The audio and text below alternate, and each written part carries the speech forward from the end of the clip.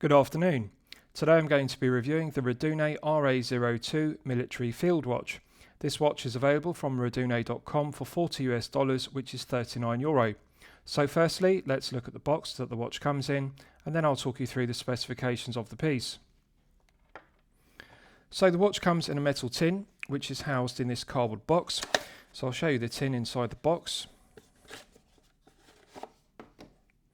As you can see, nice presentation because it's branded with Rdunae and it's got a nice finish to it. So this does give it a military aesthetic, and this Rdunae RA02 is an homage to the Hamilton Khaki Pilot Pioneer.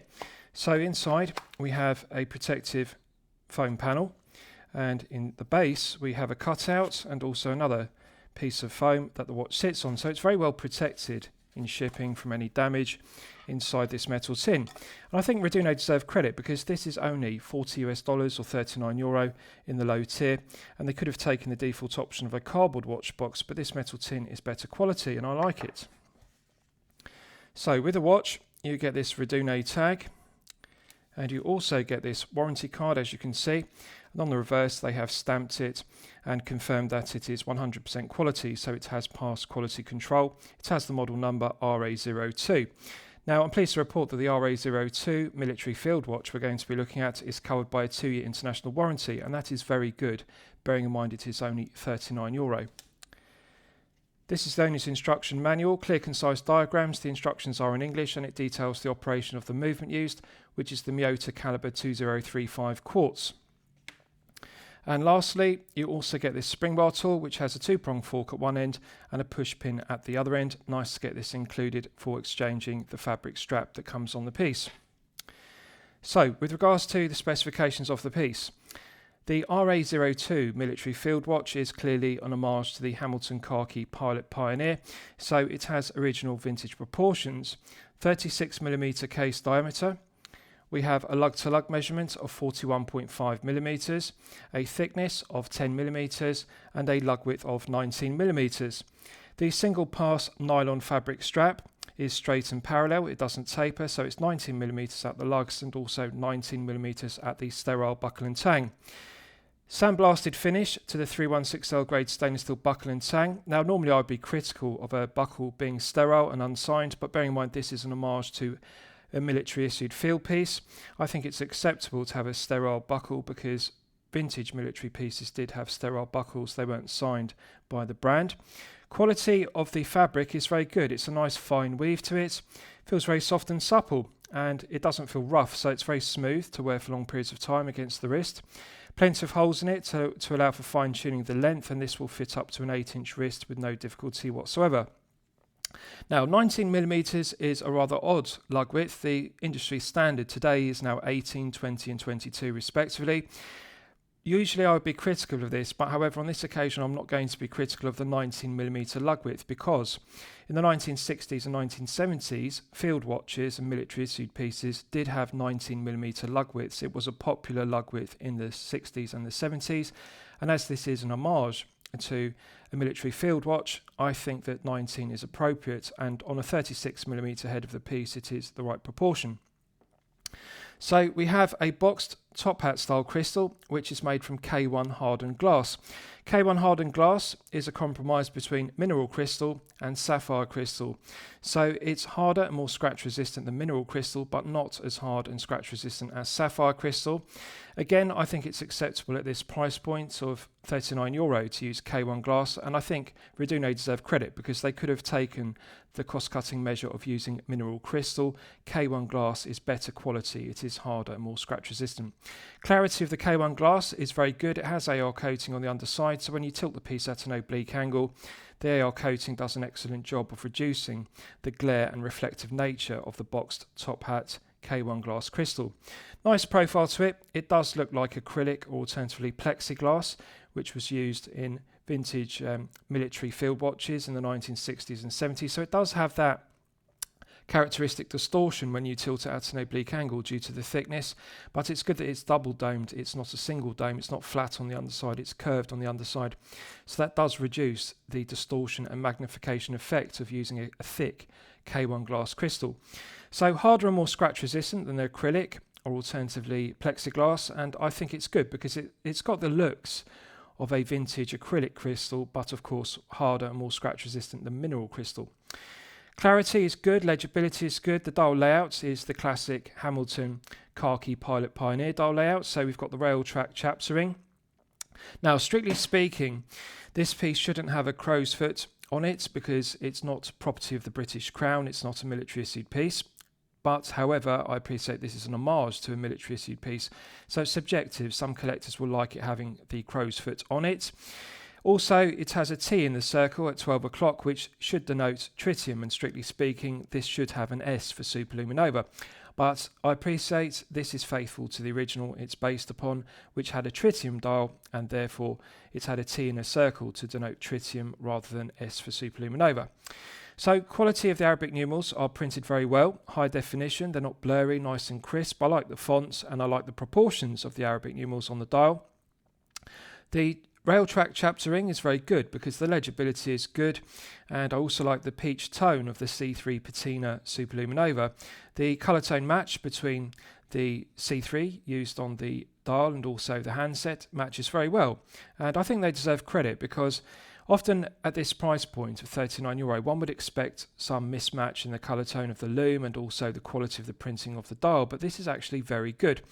The white contrasting second hand is very good. It's correctly proportioned. It extends all the way to the minute ticks on the rail track chaptering, and I think they've done a good job of the handset proportions because if you look at the tip of the pencil minute hand, you can see it extends all the way to the rail track chaptering, and if you look at the hour hand, you can see it also extends to the Arabic numerals. So often with low-tier Chinese brands, the hands are undersized, they're too short, but Rdunae deserve credit because this is a good proportioned and good length handset, so they've done it correctly.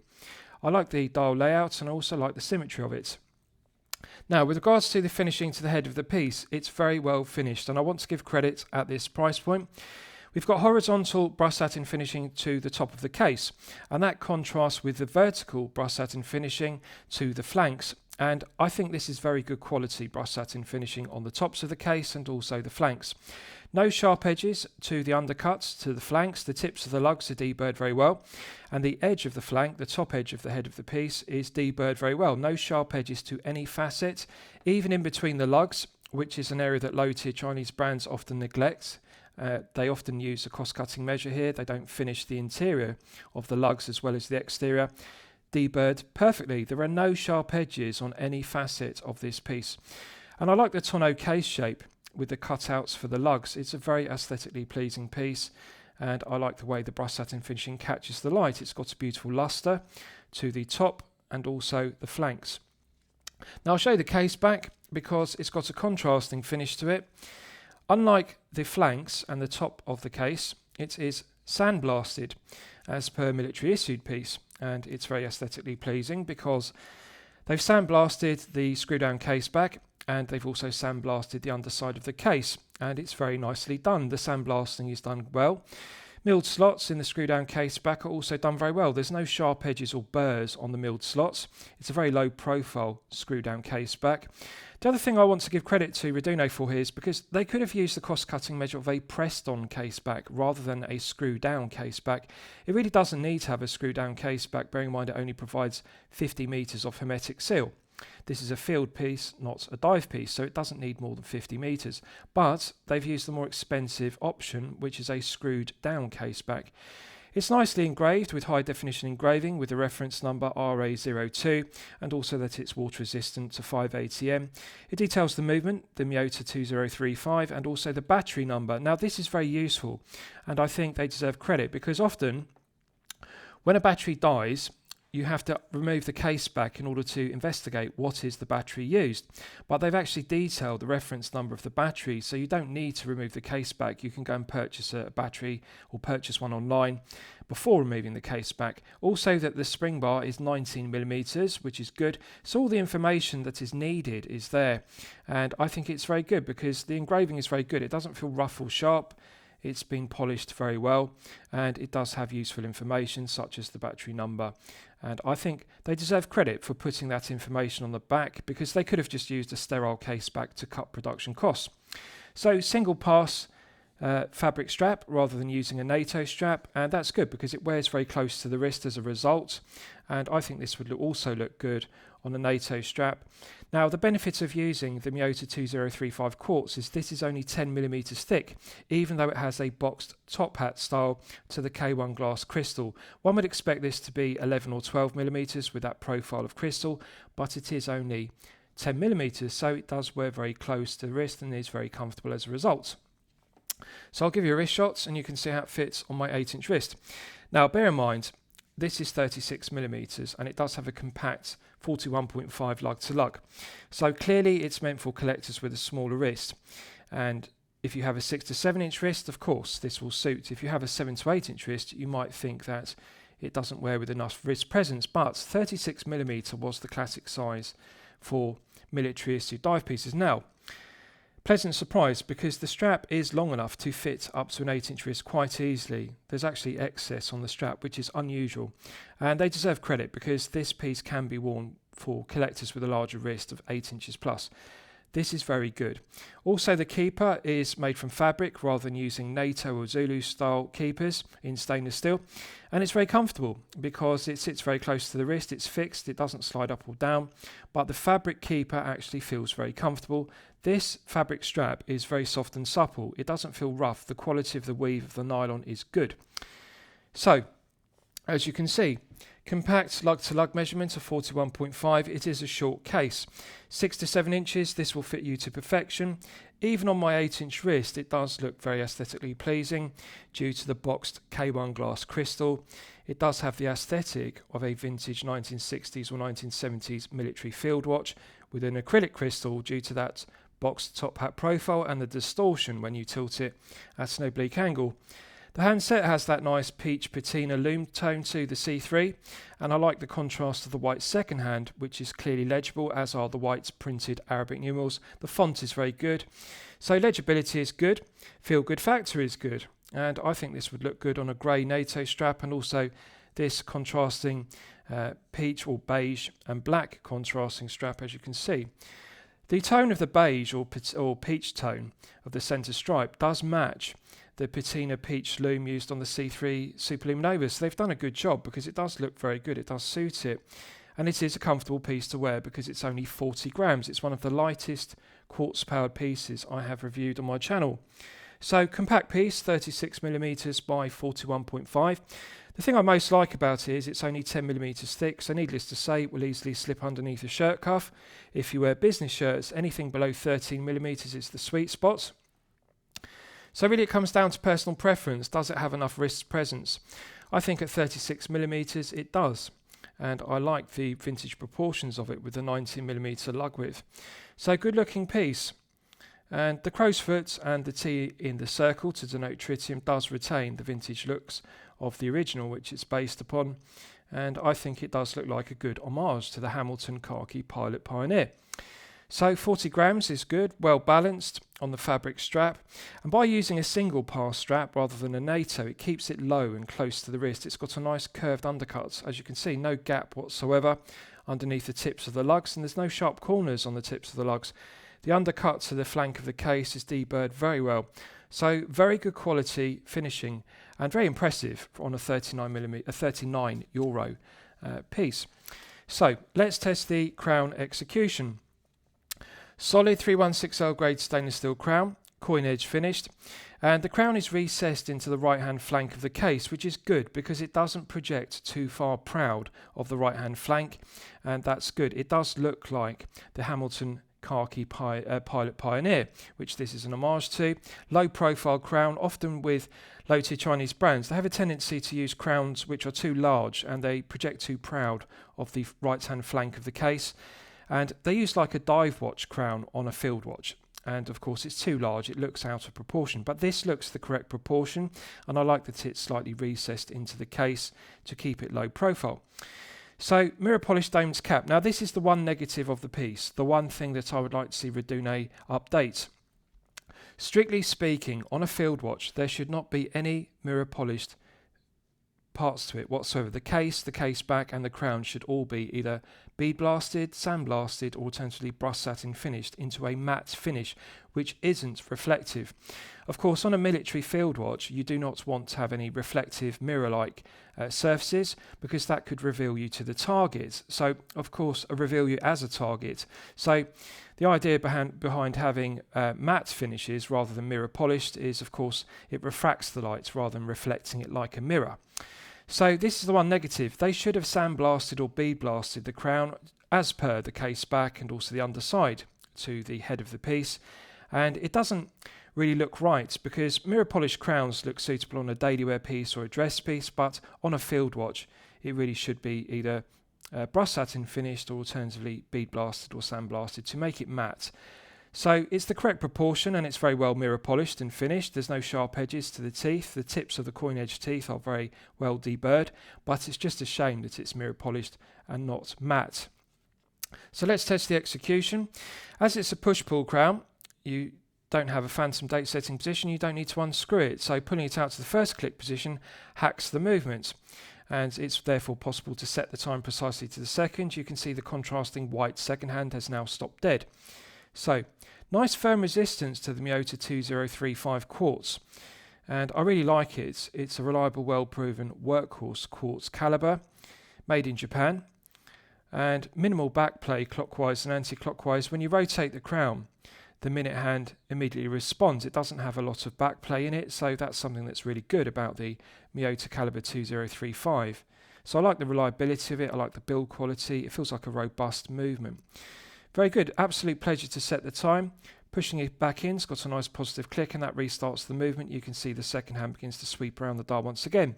So it's an absolute pleasure to set the time, and I like that there's no phantom date setting position, because the 2035 quartz doesn't have a date wheel. There's no date complication, it's a no date movement. Correct choice for this piece. Right, so let's do a loom test, and we'll see how the loom performs when it's charged up to the absolute maximum. So as always, I'm going to use my 100 UV LED torch to charge it up to the absolute peak. Right, so that's now fully charged, and as you can see, it has not disappointed. This has actually exceeded my expectations, because we're looking at a €39 piece. And this is clearly 5 to 6 layers of C3 superluminova used on the handset and also the printed indices. And they deserve full credit here, because this is an area that's often low-tier Chinese brands cut production costs in. For example, they could apply 3 to 4 layers of C3, and that would be less expensive to produce than 5 to 6. By looking at the exciter in terms of how bright it is on the handset and also the dial, just bear with me, I'll get the camera to focus on it. You can see just how brightly it's glowing. Now there's a good colour tone match between the printed indices and also the handsets. They're both glowing very brightly green. And I can tell you this is good quality C3 superluminova. This is rare to see at €39, and I think they deserve full credit for this, because they could have used luminova or 3 to 4 layers of superluminova, but this isn't. This is 5 to 6. And I really like the green tone of it. Now originally this would have used tritium on the original vintage version of it, but this uses superluminova, and I think it's got the same kind of green tone as tritium, so they've made the correct decision by using green C3 rather than BGW9, which glows blue. That wouldn't really suit it. Now subjectively, I would prefer if it had an S in the circle on the dial rather than the T in the circle, which denotes tritium, but again, this is subjective. Some collectors like the originality of it having the T in the circle to denote tritium. But as you can see, it's glowing very brightly, and I really like it. So I like the green tone of it. Just bear with me, I'll get the camera to focus on it again. I think it's very good, and we've also got the fully loomed triangle at 12 o'clock, so the orientation of the dial is very good. You can clearly differentiate between the minute hand, which is longer, and the shorter hour hand, and also having the triangle at 12 o'clock means you can tell instantly where 12 o'clock is on the dial. I think the proportions of the indices are very good, and the proportions of the handset are also good. So 10 out of 10 performance at €39, very impressive. Right, so let's discuss the movement used. So this uses the Miyota caliber 2035 quartz, which is an excellent Japanese-made quartz movement. It's been in use since 1981, which is one of the longest Miyota calibers they've ever produced. They've actually produced over 5 billion 2035s, so it's an incredibly well circulated movement. No reliability issues reported whatsoever. The build quality, quality control, materials, everything about the 2035, it is a very robust movement.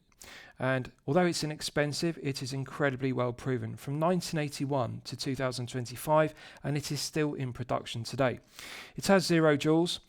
3-year battery life is very impressive. Often quartz movements only have a 2-year battery life, so you could potentially buy this piece and wear it for 3 years before needing to change the battery. Has hacking, which is good, so you can set the time precisely to the second. The stated accuracy of the 2035 is plus or minus 20 seconds per month. Just think about that for a moment. That's not plus or minus 20 seconds per day or per week. Plus or minus 20 seconds per month is incredible accuracy. That is better than plus or minus 1 second per day. So it's incredibly accurate and incredibly reliable. I think it's the correct choice at this price point, and I really like the Miyota 2035 because of the reliability and the accuracy of it, and also the 3-year battery life. No negatives to it whatsoever. It's a no date movement, so there's no phantom date setting position, and I think that it's very well proven at 5 billion of them in circulation since 1981. And Miyota are still using it today because it's one of their best movements. So very good to get it at €39, and I think it's the right movement for this watch. So lastly, I'll summarise the piece. What do I think of it overall? Well, when I'm considering reviewing a watch on my channel, the watch meets 2 criteria. It should be both excellent quality and excellent value at the respective price point. Yes, this is unquestionably excellent quality, and yes, it is unquestionably excellent value at only €39. C3 Superluminova 5 to 6 layers on the dial and handset at €39 is an excellent specification. The K1 glass is very good. The clarity is excellent. The AR coating is excellent, and it is acceptable not to use sapphire crystal at €39. It is better than mineral crystal. They've even used a screw-down case back rather than a pressed-on case back, which shows that there's no cost-cutting measures here. And the quality of the engraving and the sandblasting to the undersides of the head of the piece and the case back is excellent at this price point, €39. I'm going to declare it a champagne watch for lemonade money. I hope you've enjoyed my review of the Rdunae RA02 military field watch. Please feel free to post your own comments below the video. Thank you for watching.